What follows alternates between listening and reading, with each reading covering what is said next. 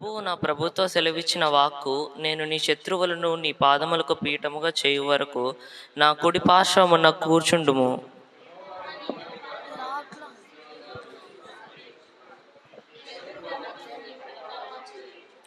యుద్ధ సన్నాహమున నీ ప్రజలు ఇష్టపూర్వకముగా వచ్చెదరు. నీ యవ్వనస్తులలో శ్రేష్ఠులు పరిశుద్ధాలంకృతులై మంచు వలె అరుణోదయ గర్భములో నుండి నీ యొద్దకు వచ్చెదరు.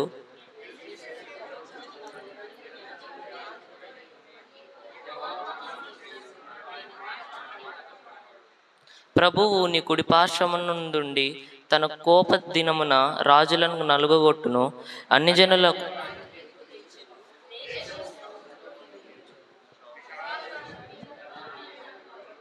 మార్గమున ఏటి నీళ్లు పానము చేసి ఆయన తల ఎత్తును.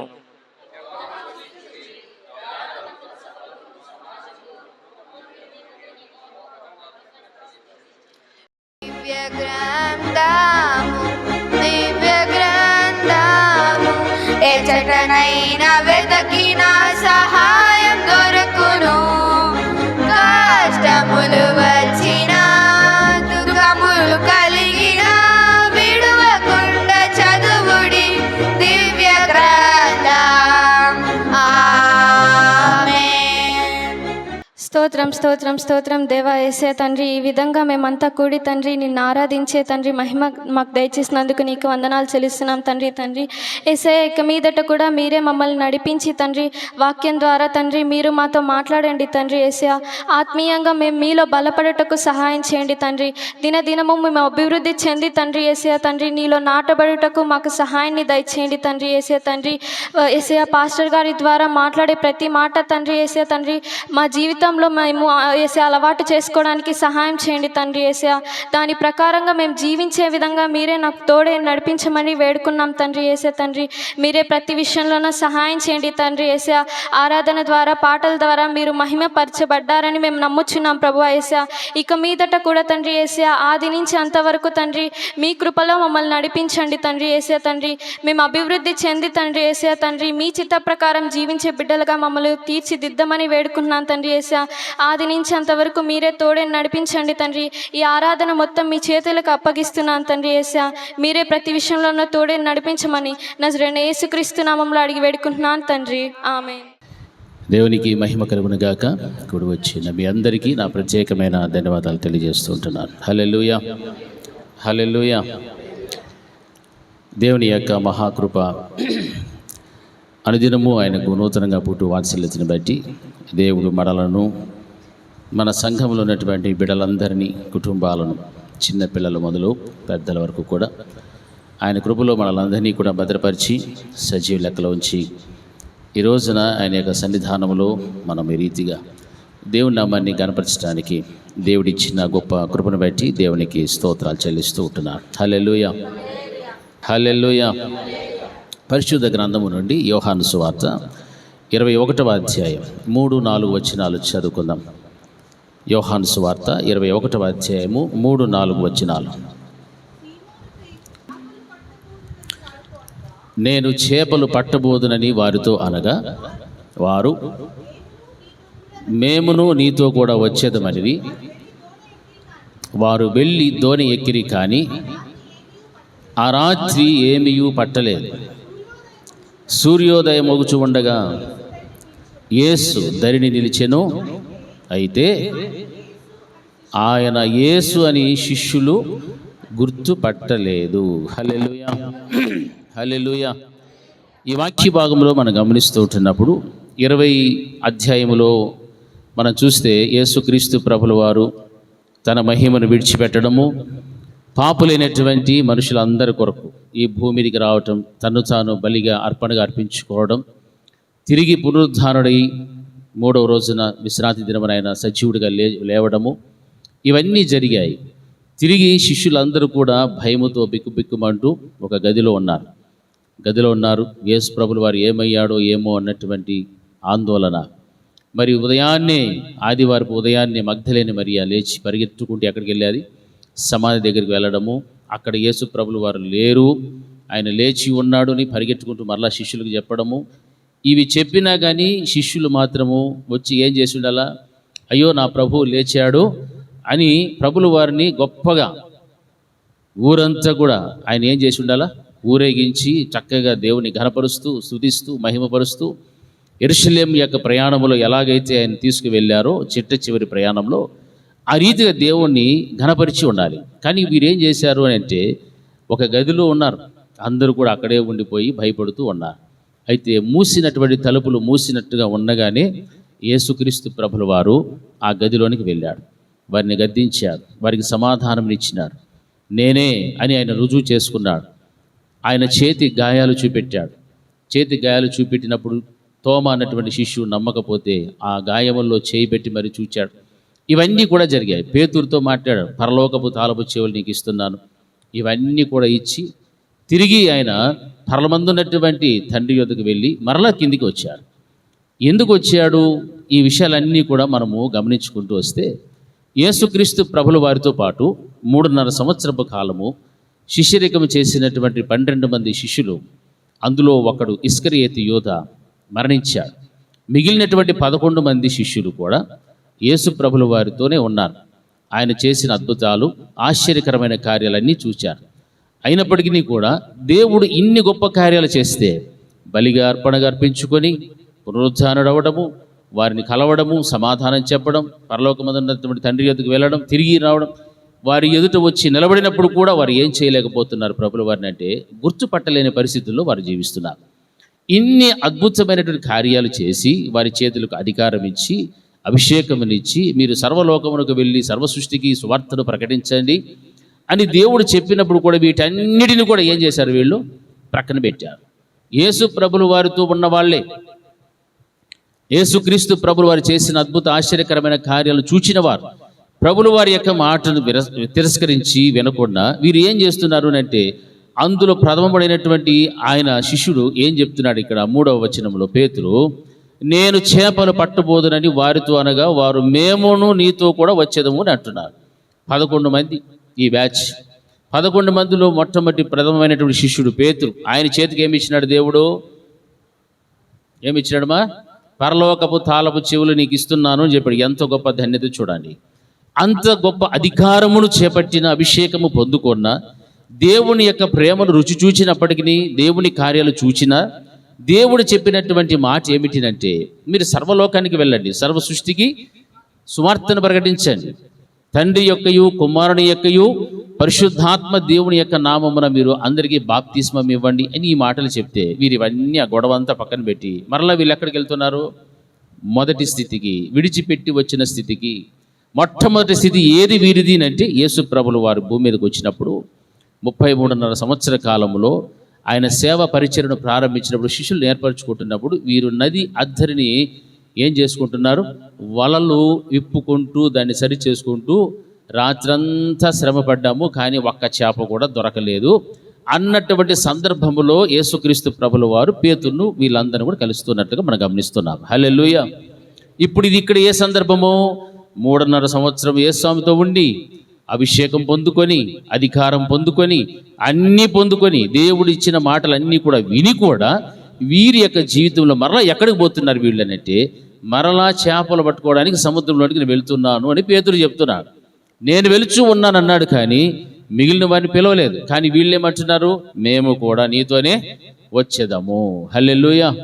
చూసారా ఎంత ఏ స్థితిలోనికి వారు వెళ్ళిపోతున్నారంటే మొదట ఏ స్థితిలో నుండి దేవుడు వారిని తీసుకొని వచ్చి నిలబెట్టాడో, ఒక అధికారమును ఇచ్చినాడో, ఒక చక్కని జీవితమును అనుభవించమని చెప్పాడో, మీరు ఇప్పుడు చేపలు పడుతున్నారు కానీ నేను మిమ్మల్ని మనుషులను పట్టు జాలరులుగా నేను చేస్తానని చెప్పాడో, అన్ని గొప్ప ఉన్నతమైనటువంటి కార్యాలు వారి పట్ల దేవుడు చేసిన వారు మాత్రం దేన్ని మర్చిపోలేదంటే పాత జీవితాన్ని మర్చిపోలేదు.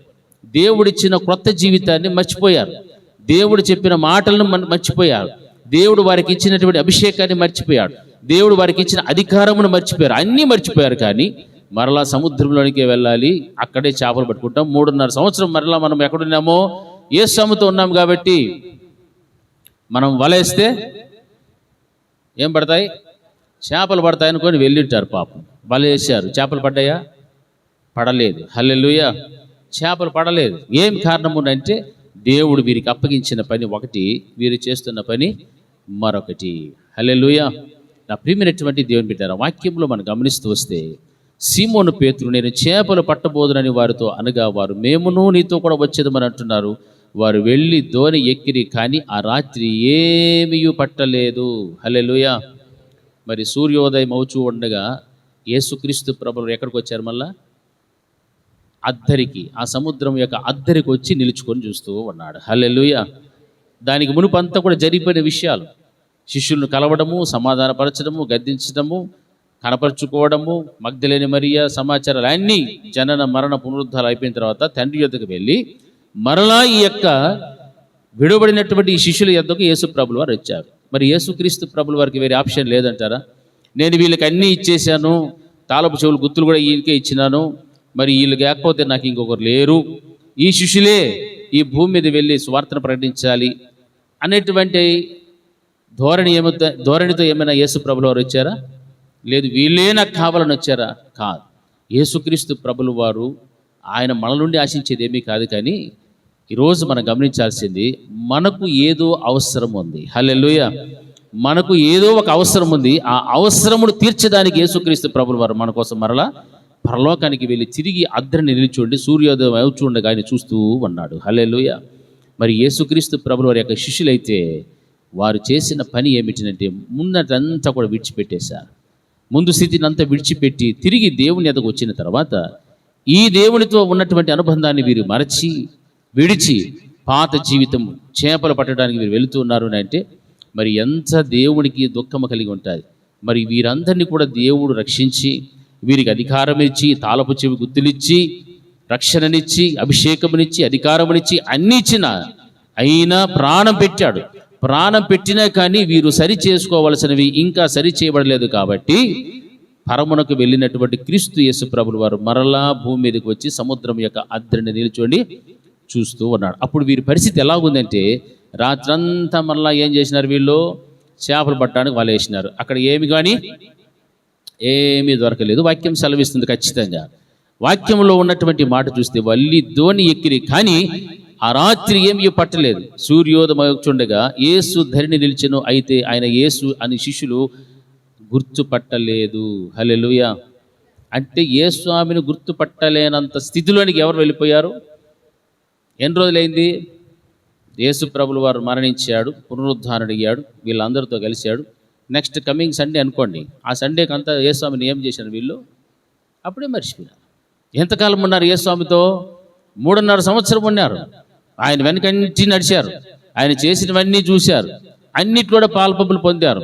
5 రొట్టెలు 2 చేపలు 5,000 మందికి 7,000 మందికి అద్భుతాలు, నీళ్లను ద్రాక్షరసంగా మార్చడం, చనిపోయిన వారిని లేపడం, కుష్ఠరోగిని బాగు చేయడం, గుడ్డి వారి కన్నులు ఇవ్వటం, పక్షవాయు కలిగిన వారిని లేపడం, ఇవన్నీ కూడా చేసినప్పుడు చూచినటువంటి ఈ శిష్యులు ఎవరిని మర్చిపోయారు? వీళ్ళు ఆ చేసినటువంటి యేసుక్రీస్తు ప్రభుల వారినే మరిచిపోయేది. హల్లెలూయా. మర్చిపోతున్నారు.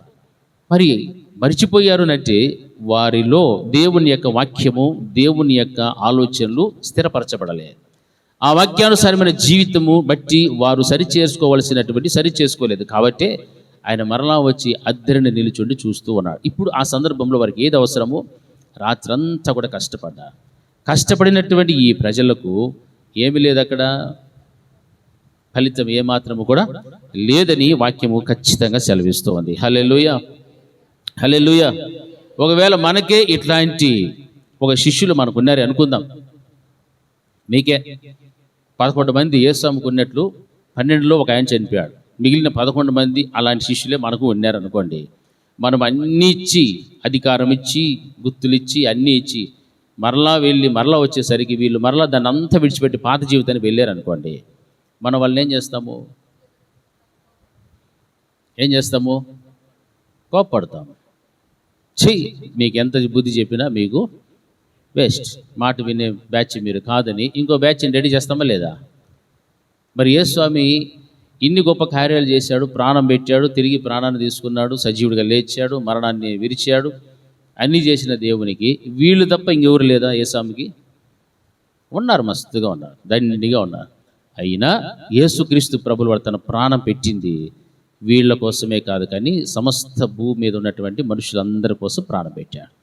నేను ప్రాణం పెట్టినా కానీ వీరిలో మార్పు చెందవలసినవి మార్పు చెందలేదు, నన్ను గుర్తుపట్టడం లేదు, నేను చెప్పినటువంటి కార్యాలు వీరు చేయటం లేదు అని వీరు సరి చేసుకోవలసినవి ఇంకా ఉన్నాయి. కాబట్టి మరలా యేసు వచ్చి వాళ్ళకి మళ్ళా ప్రత్యక్షమవుతూ ఉన్నాడు. హల్లెలూయా. యేసుక్రీస్తు ప్రభులు వారు పునరుద్ధారుడై తిరిగి లేచినాడుని, ఆయన మరలా మనల్ని దర్శించే కాలము ఆ దినముగా ఎంచబడుతున్నటువంటి ఆ దినములో మరలా యేసు ప్రభులు వారు వారి యొద్దకు వచ్చి వారిని ఏమని సంబోధిస్తున్నాడు? వారిని గద్దించలే, వారిని తిట్టలే, ఏంలే, మరలా ఏమని సంబోధిస్తున్నాడు తెలుసా? వాళ్ళను పిల్లలారా అంటున్నాడు. హల్లెలూయా. ఆ వాక్యంలో చూడండి, పిల్లలారా భోజనమునకు మీ యొద్ద ఏమైనా ఉన్నదా అని వారిని అడుగుతూ ఉన్నాడు. మనకైతే కోపం వస్తుంది. ఏమొస్తుంది? మనకు కోపం వస్తుంది రాదా? మనం ఇంత కార్యం చేసి ఇంత త్యాగం చేసి ఏమేమి చేసినా వారు మన మాట వినకపోతే మన నోట్లో ఏమొస్తాయి? కోపంతో కూడిన మాటలు, ఆగ్రహంతో కూడిన మాటలే వస్తాయి. మరి దేవుడు అటువంటి సమయంలో కూడా వారు సమస్తమును విడిచిపెట్టి మరలా చేపలు పట్టుకోవడానికి సముద్రంలోకి వెళ్ళి రాత్రంతా కష్టపడి వచ్చినప్పుడు సూర్యోదయం అవుచున్నప్పుడు మరలా ప్రభులు వారు వారిని ప్రత్యక్షమయ్యారు. పిల్లలారా ఏమంటున్నాడు ఆయన? భోజనమునకు మీ యొద్ద ఏమైనా ఉన్నదా అని అడుగుతున్నాడు. భోజనం ఎవరికి? ఎవరికి మా భోజనము? ఎవరికి భోజనం కావాలి? శిష్యులకే భోజనము కావాలి. అది ఎవరికి తెలుసు? యేసుకి తెలుసు. హల్లెలూయా. వాళ్ళ పరిస్థితి ఎక్కడికి వచ్చింది తెలిసినా? మొదటి స్థితికి వచ్చారు. మొదట ఉన్న స్థితి ఏదది? రాత్రంతయు శ్రమ పడినా రాలేదు ప్రభు జయము అనే పాట ఉందా లేదా? ఉందా లేదా? అది ఫస్ట్ సీన్, ఇది లాస్ట్ సీన్. లాస్ట్ సీన్లో వీళ్ళు ఎట్లుండిండల్లా? పరలోకపు తాళపు చెవు గుర్తులు పెట్టుకొని అధికారం ఉన్నదని సర్వలోకానికి వెళ్ళి సర్వ సృష్టికి సువార్తను ప్రకటించే అధికారము దేవుడు మాకు ఇచ్చినాడు, దురాత్మల మీద అధికారం ఇచ్చినాడు, అందరికీ సువార్తను ప్రకటించడానికి మమ్మల్ని దేవుడు ఎన్నుకొన్నాడు, విద్య లేని పాములు లేనప్పటికీ కూడా ఈ ఆధిక్యత ఇచ్చినాడు అనేటువంటి ఉత్సాహముతో వీరు దేవుని యొక్క రాజ్య సువార్తను విస్తరింపజేసే పనిలో ఉండాల్సిన వాళ్ళు మొదటి సీన్ ఎలా ఉందో కడపటి సీన్ కూడా అలాగే కనిపిస్తూ ఉంది. హల్లెలూయా. అప్పుడు యేసుస్వామి వెళ్ళి చేపలు వేయి, ఇప్పుడు ఈ పక్క వేయండి వల అన్నప్పుడు వేశారు. వలలన్నీ ఏమైపోయాయి? పిగిలిపోయేటట్లుగా వచ్చి చేపలు పడ్డాయి. మరి రెండవ పర్యాయం కూడా దేవుడు వచ్చాడు. ఎందుకు వచ్చాడనంటే, నేను ప్రాణం పెట్టిన నా శిష్యులకు మాత్రము సరి చేసుకోవాల్సినవి సరి చేసుకోలేదు కాబట్టి మరలా నేను వెళ్ళి ప్రత్యక్షమైతే కానీ వీరు సరి చేయబడరు. హల్లెలూయా. అందుకే తండ్రి యొద్దకు వెళ్ళి అలా కనిపించి మరలా వస్తాను స్వామిని మరలా వచ్చినాడు. హల్లెలూయా. వచ్చి శిష్యులు అద్దరిని నిల్చోండి సూర్యోదయం మోచున్నప్పుడు వారితో మాట్లాడుచున్న మాట, పిల్లలారా భోజనమునకు మీ యొద్ద ఏమైనా ఉన్నదా? హల్లెలూయా. అప్పుడు వారు అన్నారు, ఏమీ లేదు స్వామి, లేదని వారు ఆయనతో చెప్పినప్పుడు, దోణి కుడి ప్రక్కను వల వేయుడి మీకు దొరుకునని చెప్పినప్పుడు వారు అలాగు వేయగా చేపలు విస్తారముగా పడినందున వల లాగలేకపోయేది. హల్లెలూయా. హల్లెలూయా. యేసుక్రీస్తు ప్రభుల వారు ఒక వ్యక్తిని దర్శిస్తే, యేసుక్రీస్తు ప్రభుల వారు ఒక వ్యక్తిని, ఒక కుటుంబాన్ని దర్శిస్తే ఆయన ద్వారా అనేకమైనటువంటి గొప్ప గొప్ప అద్భుత కార్యాలు జరిగిపోతాయి. హల్లెలూయా. దేవుడు దర్శించేటువంటి కాలములో, ఆయన నిన్ను సంధించేటువంటి కాలములో తిరస్కరించకుండా, అవిధేయత చూపెట్టకుండా నీవు దేవునికి లోబడి జీవించినప్పుడు ఆయన నీ వ్యక్తిగత జీవితంలోనైనా, నీ కుటుంబంలోనైనా, సంఘములోనైనా ఆయన గొప్ప ఉన్నతమైనటువంటి అద్భుత కార్యాలు చేస్తాడు. హల్లెలూయా.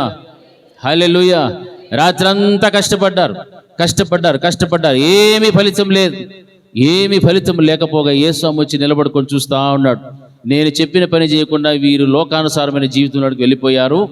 మరలా వీరు సముద్రంలో చేపలు పట్టడానికి వెళ్తున్నారు. అయితే వీరికి అవసరం ఏముందంటే, వీరికి ఇప్పుడు ఏం కావాలి? వీళ్ళకి ఆహారం కావాలి. నా పని వీళ్ళు చెయ్యాలి.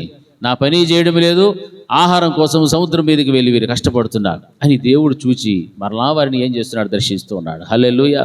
ఈ రోజున దేవుని యందు విశ్వాసం వచ్చినటువంటి అనేక మంది బిడ్డలు కూడా ఒకప్పుడు పూర్వపు స్థితిలో ఎలా ఉండి ఉంటామో ఆ స్థితిలో నుండి దేవుడు మనల్ని బయటికి లాక్కొని వచ్చి మన కోసం ఆయన ఏం చేసినాడు? తన మహిమను విడిచి, మహిమ గల దేశమును విడిచి ఆ దేశములో నుండి కూడా తిరిగి ఎక్కడికి వచ్చాడు దేవుడినంటే మన యొద్దకు, భూమి మీదకు వచ్చేసాడు. హల్లెలూయా.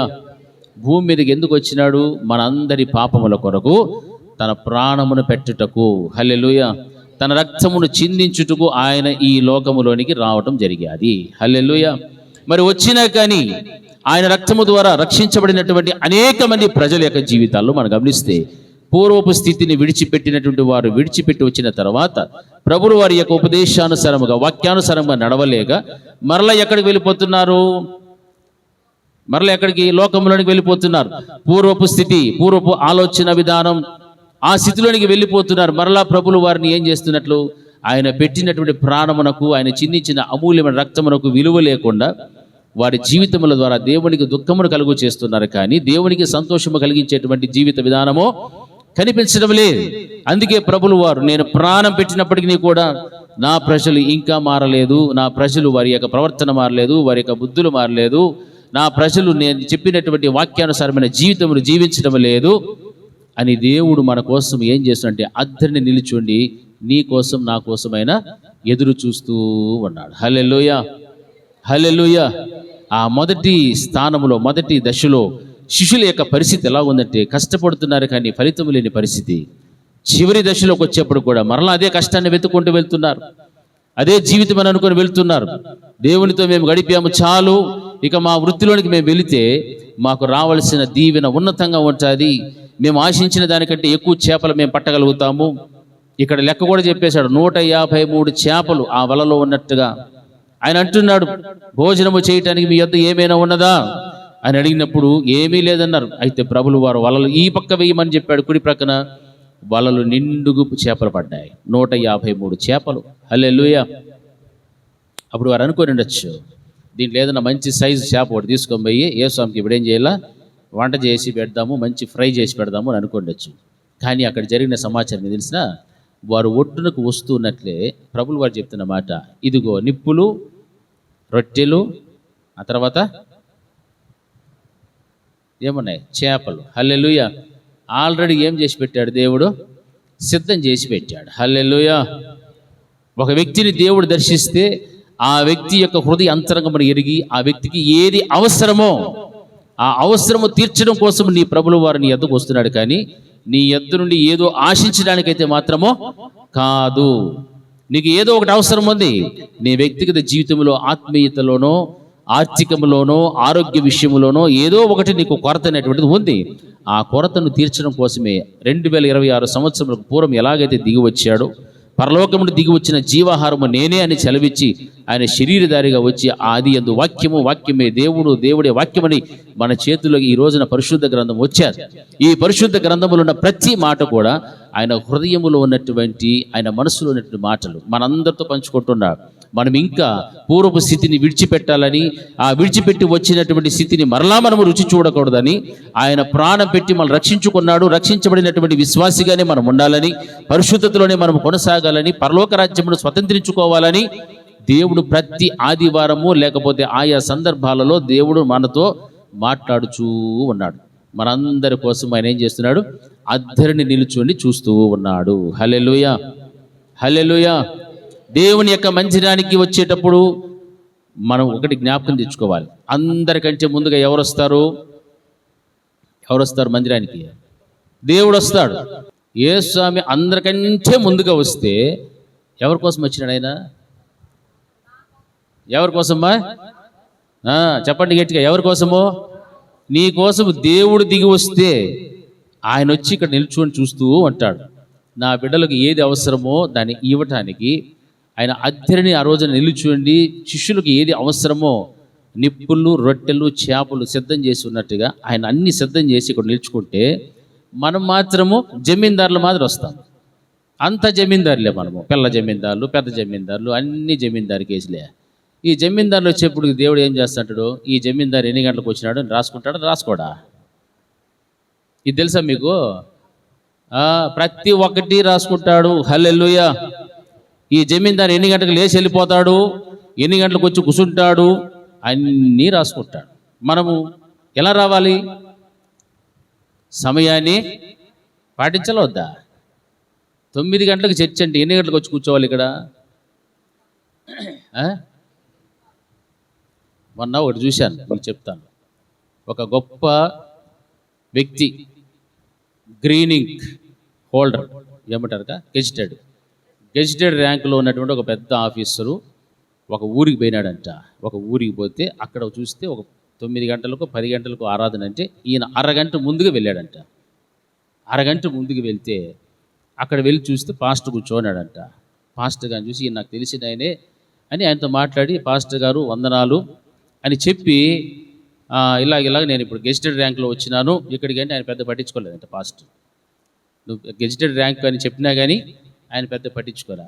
సరే ఎలాగ వచ్చావు, ఒక 20 నిమిషాలు 30 నిమిషాలు ముందుకు వచ్చినావు, అక్కడికి వెళ్ళి టాయిలెట్స్ అన్నీ పోయి కడిగేవో అని చెప్పాడంట. హల్లెలూయా.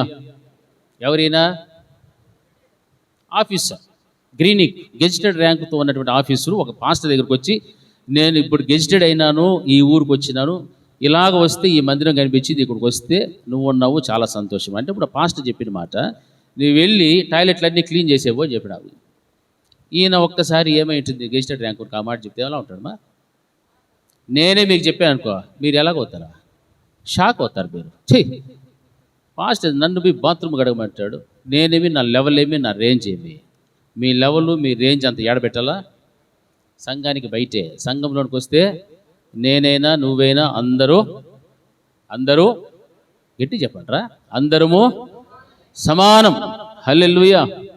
మరి అప్పుడు ఆయన ఏం చేయాలా? ఇంకా పాస్టర్ చెప్పినాడు, చేస్తే ఈయనకు నామోషి, చేయకపోతే ఈయన ఏమన్నా అనుకుంటాడు. ఎట్లా అనేసి ఏదో పోయినాడు. చూస్తే 1 కాదు 2 కాదు, వరుస బట్టి 20-30 బాత్రూమ్లు ఉన్నాయంట అక్కడ. ఓరినైనా సచ్చినాడు రా దేవుడా, ఈరోజు ఈ అరగంటలో నేను ఎట్లా ఇన్ని బాత్రూమ్లు కడిగేది. సరే పోయినాడు, దైవ సేవకుడు చెప్పినాడు, దేవుని పని కదా సరేలే అని పోతే పక్క బాత్రూంలో ఇంకో సౌండ్ వస్తుందంట. సౌండ్ చూస్తా అంటే అక్కడ ఎవరో ఉన్నారే, నన్ను చూస్తే ఇప్పుడు నా పరువంతా పోతుంది. పాయరా ఎవరు చూడకుండా కడగదాం అనుకుంటే ఇక్కడ ఇంకెవడో కూర్చోన్నాడు, పాటలు వేరే పాడుతున్నాడు, ఏం చేస్తున్నాడో ఏమో బాత్రూంలో కూర్చొని అనేసి నెమ్మదిగా బాత్రూమ్ బయట వచ్చి నిలబడుకున్నాడట. నిలబడుకున్న తర్వాత డోర్ తీసి ఓపెన్ చేసి ఆయన వచ్చాడట. బయటికి వస్తే ఈయనకంటే పెద్ద ఆఫీసరు బయటకు వచ్చాడట. హల్లెలూయా. ఈయనకంటే గొప్పవాడు వచ్చాడు. ఏమేంటే ఆయన కూడా ఏం చేస్తున్నాడో బాత్రూమ్ లెట్రిన్లు గడుగుతూ ఉన్నాడు. హల్లెలూయా. దీనివల్ల మనకు తెలుసుకోవాల్సిన నీతి ఏమ్మా, మనల్ని మనం ఏం చేసుకోవాలా? తగ్గించుకోవాలి. మనం ఎంతటి గొప్పవారమైనా ఎంతటి వాళ్ళమైనా తగ్గింపు స్వభావం అనేటువంటిది ఉంటే సమయానికి పరిగెత్తుకుంటే ఏడకు వస్తామో, మందిరానికి వస్తాం. జమీందారులాగా రాము. ఇప్పుడు మనకు రోగం వస్తే జమీందారులాగా నిదానంగా పోతామా? ఎట్లా పోతాం హాస్పిటల్కి? అది పగుల రాత్రి మధ్యాహ్నమా తెల్లారా ఏమి దొరికితే దాన్ని ఎత్తుకొని పరుగు. మరి దేవుని దగ్గరకు వచ్చేదానికి ఎందుకు మనకు పరుగులు రావు? దేవుని దగ్గర నుంచి తప్పించుకొని పారిపోయేదానికి మాత్రం రెడీగా ఉంటారు. ఆమెను అనక ముందుగా పరిగెత్తే బ్యాచ్ ఒకటి, ఆశీర్వాదము అవసరం లేదనుకునే బ్యాచ్ ఒకటి, వర్షిప్ అయిపోయిన తర్వాత వస్తే సార్లు అనే బ్యాచ్ ఒకటి, పాటలు అయిపోయిన తర్వాత వచ్చే బ్యాచ్, వాక్యానికి వచ్చే బ్యాచ్, లాస్ట్లో కానుకలకు వచ్చే బ్యాచ్. ఈ బ్యాచ్లన్నీ ఉన్నాయి లేదా చెప్పాలా? ఉన్నాయి లేదా? మరి అందరికంటే ముందుగా దేవుడు నీ కోసము అద్దరిని ఆ రోజు నిలుచుకొని వారి అవసరతను తీర్చడానికి వచ్చి నిలుచుకున్నాడే, మరి ఈ రోజున మందిరంలో కూడా నీకంటే ముందుగా వచ్చి ఆయన అద్దరిని నిలిచినట్లుగా నిలబడి ఉన్నాడు. నీ అవసరత తీర్చడానికి, నీకున్నటువంటి వ్యాధిని బాధను తీసివేయటానికి, నీలో ఉన్నటువంటి కొరతలను తీసివేయటానికి దేవుడు నీకంటే ముందుగా వచ్చి నిలబడుకొని ఇక్కడ ఉంటే, ఆయన చూస్తూ ఉంటే నీకు ఇష్టం వచ్చినప్పుడు రావడము, నీకు ఇష్టం వచ్చినప్పుడు లేచిపోవడము, ఇది ఎంత నీవు దేవునికి విలువిస్తున్నావు అనేది అర్థమైపోతాయి. మనం దేవునికి ఎట్లా విలువిస్తున్నామంటే మన క్రియల వల్లనే తెలిసిపోతుంది. మనము సరైనటువంటి క్రమము లేకపోతే ఒక రోజున దేవుడు అంటాడు, అక్రమము చేసిన వారు మీరు అందరూ కూడా నా యొద్ద నుండి తొలగిపోండి అని చెప్తాడు. లేదు ప్రభా, మందిరానికి వస్తేని ఎప్పుడు వెళ్తీవి, ఎప్పుడు వస్తేవి? ఆ రోజు దేవుడు అడుగుతాడు, నా ఆశీర్వాదం లేకుండా నీవు వెళ్ళావు, నన్ను ఆరాధించకుండా నీవు వచ్చావు, నన్ను గణపరచడానికి నీవు రాలేదు, నా ఉపదేశానుసారంగా నీవు నడచలేదు, వచ్చావు, ఏం ప్రయోజనం? ఏమీ ప్రయోజనం లేదు. వచ్చావు, వెళ్ళావు, అంతే. అదే నీ పాత్ర పోషించావు. కానీ నేను మొదటి నుండి కడపటి దాకా ఉన్నటువంటి వాడను, నేను నిన్ను చూచిన వాడను, నీ హృదయ అంతరంగమును ఎరిగినటువంటి వాడను అని దేవుడు ఆ రోజున నిన్ను ప్రశ్న వేస్తే నీ దగ్గర ఏం లేదు, సమాధానం లేదు. హల్లెలూయా. తినటానికి ఆహారం ఏమైనా ఉందని అడిగాడు దేవుడు. ఆయన కోసం కాదు, రాత్రంతా కూడా కష్టపడి వలలు వేసి చేపలు దొరకకుండా వారు విసిగి వేసారిపోయి దుఃఖముతో ఉన్నప్పుడు వారు అంటున్నారు, అయ్యా మా దగ్గర ఏమీ లేదు. వారు యేసుక్రీస్తు ప్రభులు వారిని కూడా గుర్తుపట్టలేనంత స్థితిలోనికి వెళ్ళిపోయారు. ఈ రోజున క్రైస్తవ సమాజము కూడా ఇటువంటి ధన్యకరమైన జీవితముని ఇచ్చినటువంటి దేవుణ్ణి గుర్తుపట్టలేనంత స్థాయిలోనికి వెళ్ళిపోతున్నారు. ప్రభులు వారిని మర్చిపోతున్నారు, ఇచ్చినటువంటి దేవుణ్ణి మర్చిపోతున్నారు. నీకు ఉద్యోగం ఇచ్చింది ఎవరు? ఆయనే. నీకు ఆరోగ్యం ఇచ్చింది ఎవరు? కుటుంబాన్ని ఇచ్చింది ఎవరు? సమస్తముని ఇచ్చింది ఎవరు అంటే ఆయనే. నువ్వు అనుకుంటావు ఇవన్నీ నా కష్టార్జితము, నా ప్రయాస. దేవుడు నీ దగ్గరికి రాకపోతే నీవు ఇవన్నీ ఏమి కూడా సంపాదించుకోలేవు, నువ్వు కష్టపడలేవు, నువ్వు దేనిని కూడా పొందుకోలేవు. ఆయన అనుగ్రహం అనేటువంటిది ఒక్కటి నీకు లేకపోతే, ఆయన కృప అనేటువంటిది నీకు లేకపోతే నువ్వు ఏమై ఉన్నావో ఈ రోజున అది నీవు కానే కాదు, అది నీది కాదు. దేవుడు నీకు ఉచితంగా ఇస్తున్నటువంటి అన్నీ కూడా, ఈవులన్నీ కూడా ఆయన ఉచితంగా నీకు ఇచ్చినవే. ఆ పొందుకున్నటువంటి ఈవులను నువ్వు చూచి లోకం వైపు పరిగెడుతూ ఉన్నావు, దాన్ని ఇంకను అభివృద్ధి చేసుకోవడానికి ప్రయాసపడుతున్నావు. కానీ దేవుడినే మర్చిపోయారు ఆ రోజున శిష్యులు. మర్చిపోయినటువంటి శిష్యులు కూడా అక్కడ మాట్లాడుతున్నారు ఏమంటారు, కాబట్టి యేసు ప్రేమించిన శిష్యుడు ఆయన ప్రభువు సుమి అని పేతురుతో చెప్తున్నాడు. ఎప్పుడు? ఆయన చేపలను నిప్పులను రొట్టెలను చూపించినప్పుడు, వారికి భోంచేయమని చెప్పి ఇస్తున్నప్పుడు అప్పుడు గుర్తుపడుతున్నారు, ఈ స్వరం ఎక్కడో విన్నట్టుందే, ఈ స్వరం ఏడో విన్నట్టుంది, ఈ రూపం ఎక్కడో చూసినట్టుంది. అంటే వారి కన్నులు వారి చెవులు అన్నీ కూడా ఏమైపోయాయి? దేవుడిని గుర్తుపట్టలేనంత స్థాయిలోనికి వెళ్ళిపోయారు. మరి ఈరోజు కూడా చూడండి, క్రైస్తవ సమాజంలో చాలామంది దేవుని యొక్క మందిరానికి రండి అని ఎప్పుడైనా పిలిస్తే కూడా వాళ్ళు మర్చిపెట్టారు, చాలా కాలం అయిపోయింటారు, రారు. ఈరోజు ఏం వారమో మనల్ని ప్రశ్నిస్తారు. అంటే వారాలు కూడా మరిచిపోయి పూర్తిగా లోకంలో ముడిగి తేలుతూ ఉండేటువంటి బ్యాచ్ అది. ఈరోజు ఆదివారం కదా, సరే చూద్దాం, దేవుని యొద్దకు రావటానికి చూద్దాం. సమయం లేదు, క్రమమైనటువంటి భక్తి లేదు, జీవితం లేదు, భయం లేదు, ఏమీ లేదు. మరి సరి చేసుకోవాల్సినవి సరి చేసుకోవడం కోసమే, బాగు చేయడం కోసమే తన ప్రాణమును పెట్టి ఇంత గొప్ప త్యాగాన్ని చేస్తే, ఇంకా సరి చేసుకోకుండా ఆయన చేసినటువంటి గొప్ప త్యాగాన్ని మర్చిపోయి ప్రజలు ఈ రోజున అలాగ బ్రతుకుతూ ఉన్నారనంటే ఎంత దేవునికి దుఃఖాన్ని కలిగిస్తున్నారు. ఒకరిని గూర్చినటువంటి మాటలు, ఒకరి మీద ఒకరికి కొండెములు, ఇలాంటి అసూయలు, ఈర్ష్యలు, మత్తతులు, మత్సరములు ఇవన్నీ అలాగ పెట్టుకొని ఉంటే ప్రభులు వారిని గుర్తుపడతామా? మనము పట్టం. ప్రభులు వారి యొక్క వాక్యాన్ని గుర్తుపెట్టుకుంటామా? గుర్తుపెట్టుకోం. దేవుని యొక్క వాక్యమును నీ హృదయంలో భద్రము చేసుకోమని వాక్యం సెలవిస్తా. నీ హృదయంలోనూ ఉండదు, నీ మనసులోనూ ఉండదు, దేవుని మందిరానికి రావాలన్న ఆసక్తి ఉండదు, సమయాన్ని పాటించాలన్న భయము ఉండదు, ఇక్కడికి వచ్చిన తర్వాత భక్తిగా ఉండాలన్నటువంటి ధ్యాస శ్వాస ఏమాత్రము కూడా ఉండదు. మొదట మన పనులన్నీ చూసుకొని ముగించుకొని తీరుబాటుగా ఊగులాడుకుంటా వచ్చి ఫ్యాన్ ఎక్కడ ఉంది అని చూసుకొని కూర్చుంటాం. ఇది భక్తి కానే కాదు. యేసు ప్రభులు వారి శిష్యులే మర్చిపోయారు. మేమెంత అని సర్దుకుపోవద్దండి. 2026 సంవత్సరాల పూర్వం జరిగిన సమాచారం అది. నువ్వు పుట్టినప్పటి నుంచి, లేకపోతే ప్రభులు వారిని నమ్మినప్పటి నుంచి ఆయన మాటలను వింటున్నావు. ఆయన నీ కోసం ఎదురు చూస్తూ నీ యొద్దనే నిలబడి చూస్తూ ఉన్నాడు. నీకు ఏది అవసరమో దానిని ఇవ్వటం కోసం ఆయన నీ యొద్దకు వస్తున్నాడు. కానీ నీ యొద్ద ఏమైనా ఉన్నదేమో దానిని తీసుకోవడానికి మాత్రం ప్రభులు వారు రాలేదు. ఐశ్వర్యమైన, ఘనతలైన, మహిమ ప్రభావాలు అన్ని కలిగినటువంటి దేవుడు ఆయన. నీ ద్వారా ఆయన మహిమపరచబడాలని ఆశిస్తూ ఉన్నాడు. నిన్ను ప్రేమించి నీకు ఇచ్చినటువంటి దాని ద్వారా ఆయన పరిచర్యకు ఖర్చు చేయాలని ఆశిస్తున్నాడే తప్ప నీ యొద్ద నుండి ఏదో బంగారము వెండిని సంపాదించుకోవాలని దేవుడు ఒక్కనాటికి కూడా ఆశించిన వాడు కానే కాదు. హల్లెలూయా. ఆయన మనకు ఏదో ఇవ్వాలనే వస్తున్నాడు, కానీ మన యొద్ద నుండి ఆశించడానికి మాత్రము దేవుడు వచ్చినటువంటి వాడు కాదు. హల్లెలూయా, హల్లెలూయా. మన జీవితంలో ఏదైనా ఒక ప్రయోజనకరమైనటువంటిది, దీవెనకరమైనటువంటిది ఉంది అని అంటే ఆయన నీ యొద్ద నిలిచి ఉండి నీకు ఇచ్చేటువంటి దీవెన, ఆశీర్వాదకరమైన జీవితం ఏదైనా ఉంటేనే నీకు అది ప్రయోజనకరం, అది నీకు దీవెన, ఆశీర్వాదం. అంతా నా సొంత కష్టార్జితమే అని చెప్పుకోవాల్సిన అవసరం లేదు, చెప్పుకోవద్దు కూడా. దేవుడు ఇస్తేనే నువ్వు కష్టపడుతున్నావు. దేవుడు ఆరోగ్యం ఇవ్వకపోతే నువ్వు కష్టపడతావా? మన కన్నులు ఉన్నాయి, కన్నులు గుడ్డైపోయాయి అనుకోండి, శరీరం అంతా బాగుంది, కన్నులు ఒకటి పోయాయి అనుకోండి, ఏమవుతుంది బా? చీకటే, బతికే చీకటి. హల్లెలూయా, హల్లెలూయా. నిజంగా చెప్తున్నా. మీరు కన్నులు మూసుకొని నడుచుకొని పోతారా మీ ఇంటికి? పోనీ రిబ్బన్ కట్టుకొని పోగలుగుతారా? ఒక కన్ను మూసుకొని ఒక కన్నుతో ఎంతసేపు పోతారు? ఈ కన్ను ఏమవుతుందమ్మా? నొప్పి వస్తుంది రాదా? అట్లా మొత్తానికి గుడ్డి వచ్చింది అనుకోండి, గుడ్డివాడు ఎక్కడ పోతాడో ఎక్కడ అడుగు పెడతాడో ఎవరికి తెలియదు. హల్లెలూయా, హల్లెలూయా. నా ప్రియమైనటువంటి వాళ్ళరా, చాలా జాగ్రత్తగా గమనించాలి. ఎందుకంటే ఇది కడవరి దినాలు, ఎత్తబడేటువంటి దినాలు. ప్రభువు నిన్ను దర్శించేటువంటి కాలములో, నిన్ను సంధిస్తున్నటువంటి ఈ దినములో ఆయన నిన్ను దర్శించాడు అని అంటే నీ జీవితంలో ఒక గొప్ప మలుపు అనేటువంటిది వస్తుంది. హల్లెలూయా. ఆయన నిన్ను దర్శించాలి అంటే నీవు ఆయన వైపు తిరగాలి. ఆయనను నువ్వు చూడాలి. ఆయనను చూడకుండా నీవు లోకంలోనే చూస్తూ చేపలు పట్టడానికి వెళ్ళినట్టుగా చేపల కోసమే తిరుక్కుంటావంటే ఆ శిష్యులు ఈ రోజున భూమిని తలకిందులుగా చేసేటువంటి శిష్యులుగా మార్చబడి ఉండేటువంటి వారు కాదు. హల్లెలూయా. భూమిని ఏ విధంగా చేశారమ్మా? భూలోకాన్ని తలకిందులు చేసినటువంటి విధంగా దేవుడు తయారు చేశాడు వాళ్ళని. హల్లెలూయా. వారు విడిచిపెట్టిన జీవితమును మరలా వెళ్ళారు. అయితే దేవుడు మరలా వారిని దర్శించాడు. దర్శించినప్పుడు భూలోకాన్ని వారు ఏం చేసేశారు? తలక్రిందులు చేసేటువంటి గొప్ప గొప్ప అద్భుతాలు, ఆశ్చర్యకరమైన కార్యాలు చేసి ఈ రోజున మనం వారిని గూర్చి మనం ప్రకటించుకుంటూ వారు చేసిన బోధలు వింటూ ఉన్నామనంటే ఎంత గొప్ప దేవుడో మనం ఆలోచన చేయాలి. మరి ఈ రోజున నిన్ను దేవుడు ప్రేమించి మన కోసం కూడా ఏం పెట్టాడు? ప్రాణం పెట్టాడు. నీకు కూడా ఏదో ఒకటి ఇవ్వాలని దేవుడు ఆశిస్తున్నాడు, కానీ నీ యొద్ద నుండి దేవుడు ఏం ఆశించడంలే.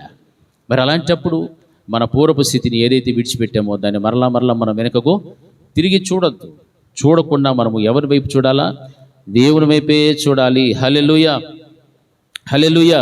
అందుకే దేవుడు అంటాడు, తన గర్భములో పుట్టినటువంటి బిడ్డను తల్లి మరుస్తుందేమో కానీ నేను మాత్రం నిన్ను మరువను, శాశ్వతమైన ప్రేమతో నిన్ను ప్రేమిస్తున్నా, ఎందుకు నిన్ను విడువను, ఎడబాయను. ఈ మాటలన్నీ కూడా దేవుని వాక్యంలో సెలవిస్తున్నాయి. నిన్ను అరచేతిలో నేను చెక్కుకొని ఉన్నాను, చూడు నా అరచేతిలో నిన్ను చెక్కి ఉన్నాను, కనుకనే శాశ్వతమైన ప్రేమతో నిన్ను ప్రేమిస్తూ నీ ఎడల నా కృపను చూపెడుతున్నాను. ఈ వాగ్దానాలన్నీ కూడా దేవుడు నెరవేర్చడం కోసమే మాట్లాడాడు, కానీ ఊరికి పరిశుద్ధ గ్రంథంలో రాయటానికి మాత్రమో కాదు. ఇవన్నీ ఎవరికి ఈ వాగ్దానాలు?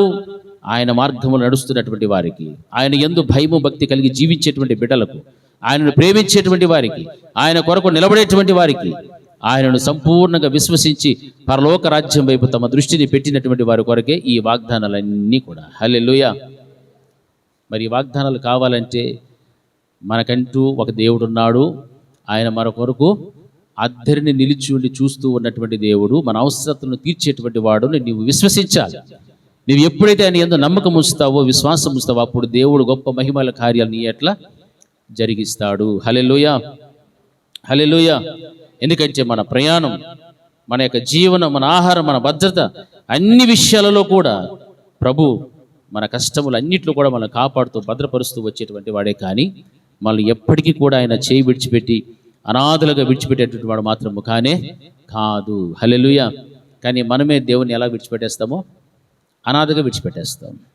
మనం ఏదైనా కొన్ని కార్యాలకు వెళ్తే అక్కడ యేసుని ఏం చేస్తామో విడిచిపెట్టేస్తాం. ఒక శుభకార్యాలకు వెళ్తాం, పెళ్ళిళ్ళకి వెళ్తాం, అక్కడ పోతాం, యాటికెట్టుకోపోతాం, హిందువులు పిలిస్తే అక్కడ పోతాం, అక్కడంతా ఎవరిని విడిచిపెట్టేస్తామో, ఎవరిని విడిచిపెడతామో, ఎట్లా విడిచిపెడతామో, ఎట్లా విడిచిపెడతాము? అనాథగా. ఎందుకు? మన క్రియలన్నీ అక్కడ ఏమైపోతాయి? తారుమారైపోతాయి, మారిపోతాయి. మనం ఆటోమేటిక్గా వాళ్ళలో కలిసిపోతాం, వాళ్ళు మనలో కలరు, మనం మాత్రం వాళ్ళలో. యోసేపు మరియమ్మలు కూడా ఎవరిని విడిచిపెట్టేశారు? యేసుని విడిచిపెట్టేసి. ఎక్కడ? అది ఏ సందర్భము? హల్లెలూయా. పండగకి పోయినారు. పండగకి పోయి జమ్మని జలసా చేస్తూ ఉన్నారు. ఎవరు? యోసేపు మరియమ్మలు ఇద్దరు జలసా చేసుకుంటూ తిరుక్కుంటా ఉన్నారు. కానీ వాళ్ళ చేతిలో ఉన్న యేసుని విడిచిపెట్టేసి. ఎవరిని చూశారు వీళ్ళు? లోకాన్ని చూసేశారు, అంతే.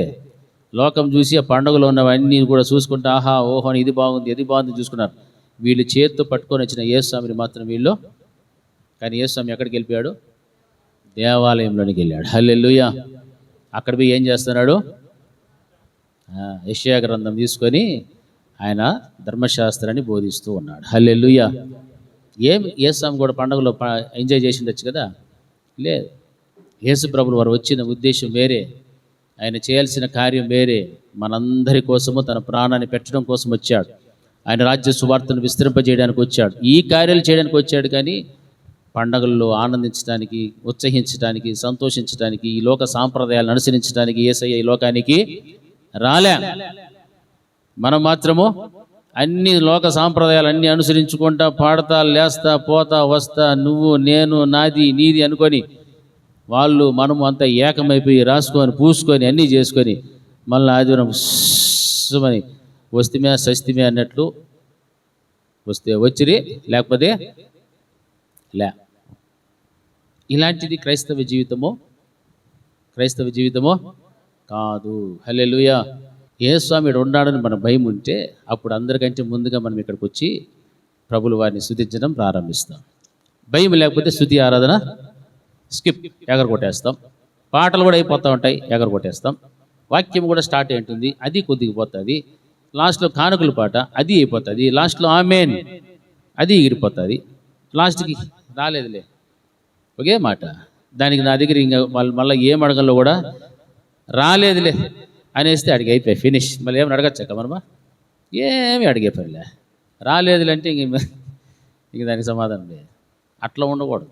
దేవుని మందిరము ఆదివారము విశ్రాంతి దినము అది మనోహరమైనది, ఘనమైనది, ఆశీర్వదించబడిన దినము, దీవించబడిన దినము, అది నా దినము అని ప్రభులు వారు చెప్పినప్పుడు ఆయన దినాన్ని మనము ఖర్చు చేసుకోకుండా ఎవరి కోసం ఖర్చు చేయాలా? దేవుని కోసం. మనం మాత్రం ఊగులాడుకుంటూ వస్తాం, మన ఇంట్లో ఉండే వాళ్ళని వదిలిపెట్టేది వచ్చేస్తాం. ఆ లెక్క ఎవరు చెప్పల్లా? నీకే. ఎవరు చెప్పల్లా? విడిచిపెట్టిన వాళ్ళే చెప్పాలా. హల్లెలూయా. ఎవరైతే మీ బిడ్డల్ని, మీ భర్తల్ని, మీ కోడళ్ళని, అల్లుళ్ళని, తల్లిదండ్రులని విడిచిపెట్టి వస్తారో వారికి కూర్చిన లెక్క ఎవరు చెప్పాలమ్మా? విడిచిపెట్టి వచ్చిన వాళ్ళే చెప్పాలి. హల్లెలూయా. ఏంటని ఎవరు చెప్పాలి లెక్క? మీరే చెప్పుకోవాలి. కుటుంబంకి వచ్చి ఇక్కడ కూర్చున్నాము అనుకోండి, ఆ లెక్క చెప్పే పనే. అంటే ఇప్పుడు దేవుడి దృష్టిలో మనం ఎలా ఉన్నట్లు? నీతిగా ఉన్నట్టు దాని అర్థం. యథార్థంగా మనం జీవిస్తున్నాము, భక్తిలో మనం ఎదుగుచూ ఉన్నాము దాని అర్థం. ఇప్పుడు మీరు మాత్రం వచ్చారంటే మీరు స్వార్థపరులా కాదా? స్వార్థం ఉంది కాబట్టి మీ స్వార్థాన్ని మీరు చూసుకొని మీ పాటికి రెడీ చేసి మీరు వచ్చేస్తూ ఉన్నారు అంతే. ప్రతి ఒక్కరు కూడా కుటుంబంతో ఇక్కడికి వస్తేనే కుటుంబం అంతా కూడా ఏమవుతుంది? ఆశీర్వదించబడుతుంది. హల్లెలూయా. అర్రాకొర్ర ఆశీర్వాదాలు దేవుడిస్తే మీరు ఒప్పుకుంటారా? మిమ్మల్ని దీవించి మీ బిడ్డలు దీవించలేదు అనుకోండి, వారి జీవితంలో ఏ కార్యమో జరగలేదనుకో, మీరు ఏమవుతారు? బాధపడతారు లేదా? అప్పుడు బాధపడకుండా ఉండాలంటే మన ఇంట్లో ఎవరు ఉన్నారో బ్యాలెన్స్ లేకుండా మొత్తం తోలుకొచ్చేయాలి ఇంటికి. హల్లెలూయా. అందరూ వస్తే కుటుంబం అంతటికీ కూడా దేవుడు ఏమిస్తాడు? ఆయన మనకంటే ముందుగా వచ్చి ధరిని నిలుచుకొని ఆయన సూర్యోదయం అవుచుండగా వారు చూసినప్పుడు మీ యొద్ద తినటానికి ఆహారం ఏదైనా ఉందా అని ఎందుకు అడిగారు తెలుసా? నన్ను విడిచిపెట్టి నన్ను మర్చిపోయి మీరు ఏదో ప్రయాసపడుతున్నారు, దానివల్ల మీకు ఏమైనా ప్రయోజనం కలుగుతూ ఉందా? మీకు ఏదైనా ఆహారము దొరికిందా? ఏమీ దొరకదు. అందుకే దేవుడు నేను సిద్ధం చేసి పెట్టాను, నన్ను వెంబడించు, నా ఎద్దుకు రా, నిప్పులు ఉన్నాయి, రొట్టెలు ఉన్నాయి, చేపలు ఉన్నాయి, వచ్చి తినండి అని చెప్పాడు దేవుడు. హల్లెలూయా. దేవుని ఎద్దకు వస్తే ఆహారం దొరుకుతుంది, ఆరోగ్యం ఉంది, ఆత్మీయత ఉంది, ఆర్థికం ఉంది, అన్నీ ఉన్నాయి. ఆయన ఇచ్చేటువంటి దేవుని మర్చిపోయి నువ్వు ప్రయాసపడటానికి, కష్టపడటానికి రాత్రంతా కొట్టుకొని తినేదానికి ఒక షాప్ కూడా దొరకనటువంటి దరిద్రమైన స్థితిలో వెళ్ళడానికి ఇష్టపడుతున్నారు. కానీ అరే ఆశీర్వాదం, దీవెన, విశ్రాంతి దినములకు వెళ్తే మనము 1000 దినముల కంటే శ్రేష్టము, అందులోకి వెళ్ళి మనం అన్ని సంపాదించుకున్నామని ఆలోచన మాత్రం ఎవరికి లా? దేవుడిది చేస్తే మళ్ళీ చూద్దాం, దేవుడిస్తే మళ్ళీ వద్దాంలే. నువ్వు దేవుని దగ్గరికి వస్తేనే రా నాయన గడ్డు మీద ఇవన్నీ కూడా ఉన్నాయి. హల్లెలూయా. మరి ఒడ్డు దగ్గర పెట్టాడా లేదా దేవుడు? వారికి చేపలను ఇచ్చినాడు. ఎన్ని చేపలు పట్టారు వాళ్ళు? 153 చేపలు పట్టి వలలన్నీ కూడా నిండిపోయాయి. అయినా వారికి పట్టిన చేపలో ఏ చేప తీసుకోకుండా ముందుగానే దేవుడు ఏం చేసి పెట్టాడు? వాళ్ళకి నిప్పులు, చేప, రొట్టె అన్నీ తీసి పెట్టాడు. వచ్చి ఇప్పుడు మీరు భోజనం చేయండి. ఇది ఎవడు పట్టించుకోడు, నెత్తి నోరు కొట్టుకున్నా పట్టించుకోడు.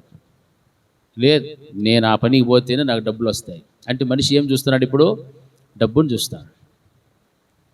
దేవుని యొక్క దినమును దొంగలించి దేవుని యొక్క ఆశీర్వాదమునకు పొందుకోలేనటువంటి చాలామంది బిడ్డలు కుటుంబాల్లో ఉన్నారు. దేవుని ఇవ్వాల్సిన సమయాన్ని తమ సొంత పనులకు ఖర్చు చేసేటువంటి వారు చాలామంది ఉన్నారు. అందుకే వారి కుటుంబాలు దీవించబడటం లేదు, వారు ఆశీర్వదించబడరు. దేవుని దినము దేవునిదే, అది దేవునికే ఇవ్వాలి. అంతేకాని దేవుని దినమును దొంగలించుకొని మన సొంత పనులకు ఉపయోగించుకోవడం అనేటువంటిది దేవునికి వాక్యానికి విరుద్ధము. హల్లెలూయా. హల్లెలూయా. దేవునితో గడపాల్సిన సమయం గడపకపోతే దేవునికి వాక్యానికి విరుద్ధం. ఆయనను నీవు తిరస్కరించావు ఆ రోజున దాని అర్థం. నాకు దేవుడు వద్దు, ఈరోజు నాకు మందిరం వద్దు, ఆ వద్దు అనుకున్న రోజు నీ ఇంట్లో ఏదో ఒకటి జరిగిపోతుంది. మీరు ఎప్పుడైనా గమనించినారో లేదో నాకు తెలియదు.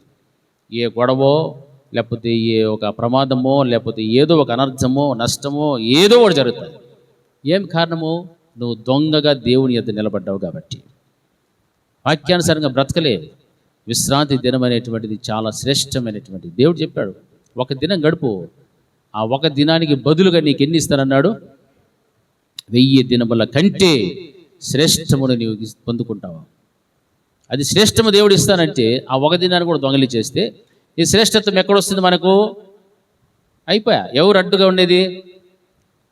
దానికి అడ్డుగా నిలబడింది ఎవరుమా? చెప్పాలి, మీకు అర్థమవుతుందా? ఆ ఒక్క దినము కూడా మీరు దొంగలిచ్చినప్పుడు రాబోయేటువంటి శ్రేష్టత్వమునకు, దీవెనకు, ఆశీర్వాదానికి అడ్డు బండగా, అడ్డు రాయిగా ఎవరు నిలబడ్డారు? మీరే. హల్లెలూయా. అంటే ఎవడైతే రాడో ఆ వ్యక్తికి రావాల్సిన దీవెన, ఆశీర్వాదానికి అడ్డుబండ. మరలా యేసుస్వామి దగ్గరకు, మనుషుల దగ్గరకు పోయేసి, యేసుస్వామి దగ్గరికి పోరలే, మనుషుల దగ్గరికి పోయేసి, దేవుడు మాకు ఏం చేయలే, ఒరే నువ్వే అడ్డంగా ఉన్నావురా స్వామి అని చెప్తాడు దేవుడు. నేను రెడీగా ఉన్నా, నీకంటే ముందు వచ్చి నిలబడుకోండా, నువ్వే రాలే, నీ ఇష్టానుసారంగా వస్తున్నావు, పోతున్నావు, క్రమం అనేది నాకు రావాలి, క్రమమైనటువంటి వాడికి నేను చేస్తా, క్రమము లేని వాడికి నేను ఏమీ చేయను అని దేవుడు చెప్తాడు, ఖచ్చితంగా చెప్తాడు. కానీ మనం క్రమాన్ని మాత్రము పాటించము, వచ్చేది పాటించము, పోయేది పాటించము, మన ఇష్టానుసారంగా రావడం, ఇష్టానుసారంగా పోవడం లేదు. ఆ రోజు శిష్యులు కూడా క్రమాన్ని పాటించలేదు, దేవుడు చెప్పిన మాటలు వినలేదు, అవిధేయత చూపెట్టారు, దేవుణ్ణే మర్చిపోయారు. అందుకే మరలా తండ్రి యొద్దకు వెళ్ళి తిరిగి వచ్చాడు. భూమి మీదకి వచ్చి ఆయన వారితో మాట్లాడుతూ, తినడానికి ఆహారం లేదు, తినడానికి ఆహారం సిద్ధపరిచాడు, వచ్చి భుజించమని చెప్పాడు. అప్పటికి ఒక శిష్యునికి ఏమొచ్చేది? జ్ఞాపకం వచ్చింది, ఈయన ఎవరో కాదు, ఈయన యేసుక్రీస్తు ప్రభువే. హల్లెలూయా. ఇట్లాంటిది ఎప్పుడు గుర్తొచ్చింది? వాళ్ళందరి మధ్య దేవుడు ఏం చేసినాడు? రొట్టెలను, చేపలను ఆశీర్వదించి పంచిపెట్టాడు లేదా? 5000 మందికి పంచిపెడితే ఈ కార్యం ఎవరో చేసినారే, ఈ స్వరం యాడో విన్నట్టుంది, ఎవరో కాదు ఈయన, ఎవరో మరణించి పునరుద్ధానుడై తిరిగి లేచి తండ్రి ఎదుగు వెళ్ళి మరలా వచ్చినటువంటి యేసుక్రీస్తు ప్రభుల వారే. తలుపులు మూసినట్టు ఉన్నట్టుగానే మన మధ్యకు వచ్చి ఆయనను కనపరుచుకున్నటువంటి ఈ నజరేయుడైన క్రీస్తే, ఆయన గాయాలను చూపించినటువంటి వాడు ఈయనే, మనకు సమాధానము ఇచ్చిన వాడు ఈయనే. ఇప్పుడు మనకు ఆకలి కొని ఉంటే మన శ్రమను చూచి ఆహారం సిద్ధపరిచిన వాడు కూడా ఈయనే. హల్లెలూయా, హల్లెలూయా. ఇంత గొప్ప కార్యాన్ని చేసిన దేవుణ్ణి మర్చిపోయే స్థితిలోనికి వెళ్ళిపోకూడదు. లోకము నిన్ను ఆకర్షిస్తుంది, ఏదేదో చూపిస్తుంది, అయినా నువ్వు ఆకర్షితులు కాకూడదు, దేవుణ్ణి మర్చిపోకూడదు. అదే వాక్యంలో మనం నేర్చుకుంటున్నాం. కనుక నా ప్రేమైనటువంటి దేవుని బిడ్డలారా, దేవుడు మన నుండి ఆశించేదంటూ ఒకటి ఉంది. ఏం చెప్పండి? మన యొక్క హృదయము. హల్లెలూయా. ఇంకెవడు దాన్ని మాత్రం అడగడు, మిగతావన్నీ అడుగుతాడు. యేసు ఒకడు మాత్రమే ఏం ఆశించినాడు? హృదయము. హల్లెలూయా. ఆ హృదయం నువ్వు నాకు చాలు, మిగతాది నీకు ఏం కావాలో నేను నీకు ఇస్తా. నీకు హృదయం నాకు ఇస్తే నేను నీకు ఏది అవసరమో నేను అన్నిటి కూడా నీకు ఇస్తాను దేవుడు చెప్పాడు. మరి అలాంటప్పుడు మనుష్యుడు దేవునికి తన హృదయాన్ని ఇవ్వటానికి మాత్రం ఇష్టపడటం లేదు. నీకు డబ్బులు కావాలా స్వామి? బంగారం ఏమన్నా కావాలా? ఇంకేమన్నా కావాలా చెప్పు, తీసిస్తా. మనం ఎర్రోళ్ళు, అవన్నీ ఎవరి దగ్గర ఉన్నాయి? ఆయనవే. హల్లెలూయా. అవన్నీ ఆయనవే. ఆయన పనికి ఎప్పుడు ఏం కావాలో ఆయన అన్నీ సమకూర్చుకుంటాడు. కానీ దేవుడు అడిగేది మానవుని యొక్క, ఎందుకు అడుగుతున్నాడు? ఇది ఘోరమైన వ్యాధి, మోసమైనది, దీనిని బాగు చేయడం కోసం, దీనికోసమే ప్రాణం పెట్టింది దేవుడు.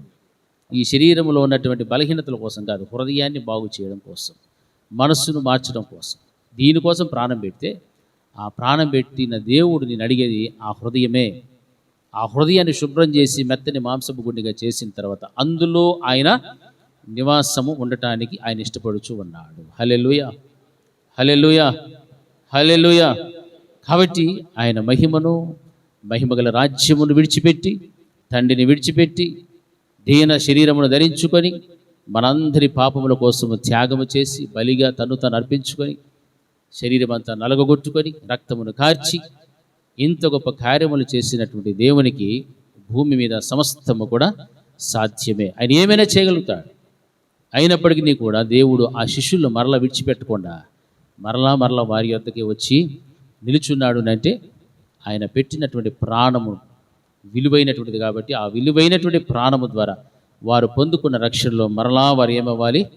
నిలబడాలి. హల్లెలూయా, స్థిరపరచబడాలి. అందుకే ఈ రోజున ప్రభులు వారు మనల్ని కూడా ప్రేమిస్తున్నాడు.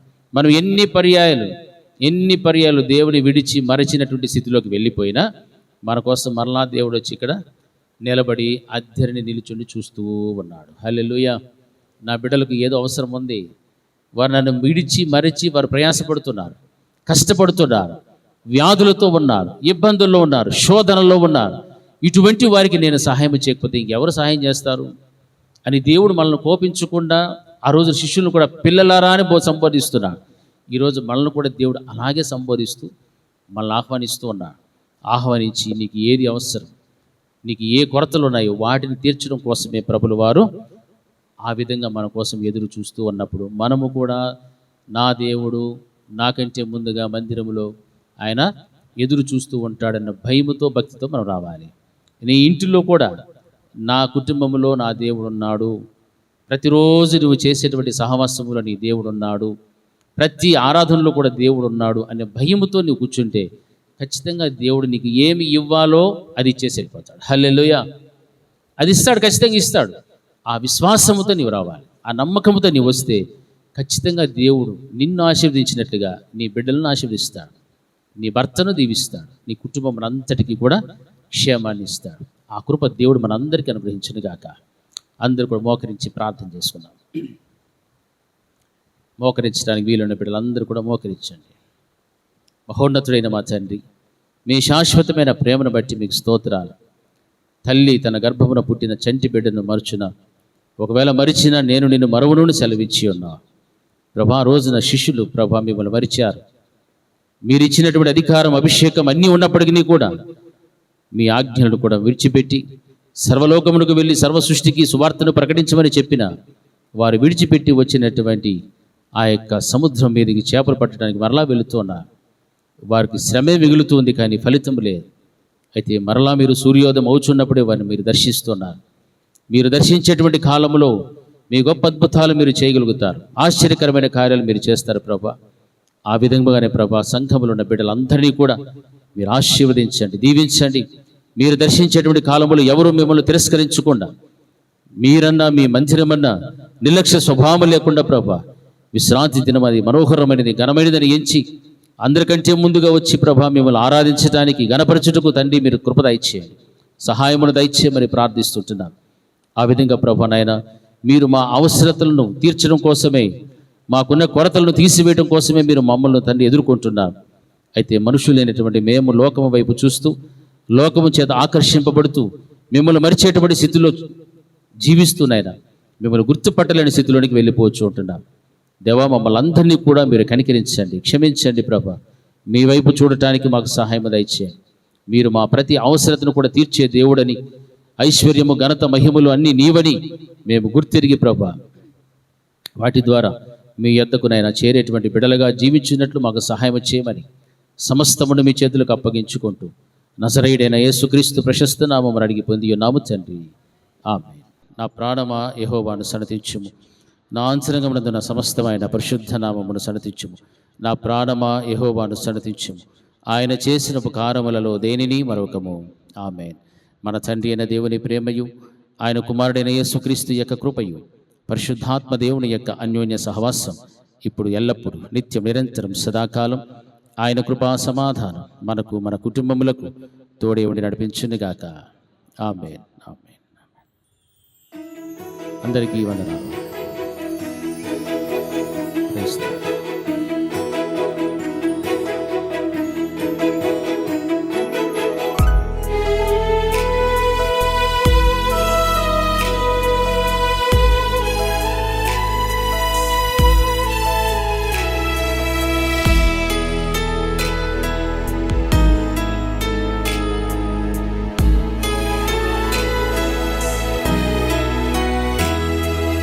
కుమ్మరి ఓ కుమ్మరి జగమునకు జగతుత్పత్తిదారి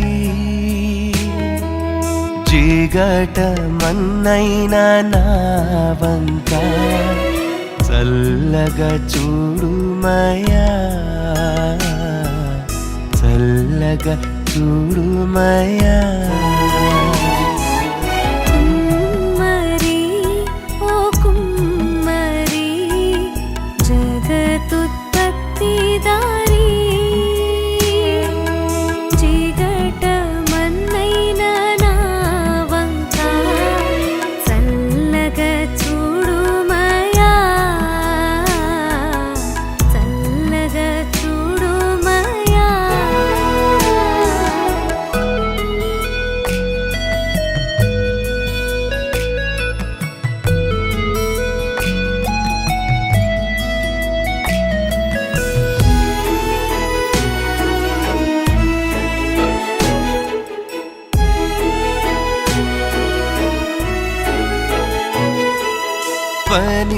పనికిరాని పాత్రనని పారవేయకుమా పొంగి పొరలు పాత్రగా నన్ను నింపుమా సువార్తలోని పాత్రలన్నీ శ్రీయేసుని పొగడుచుండా సాక్షిగా నుండు పాత్రగా చేసి సత్యముతో నింపుము తండ్రి సత్యముతో నింపుము తండ్రి కుమ్మరి ఓ కుమ్మరి జగతుత్పత్తిదారి జిగట మన్నైన నా వంక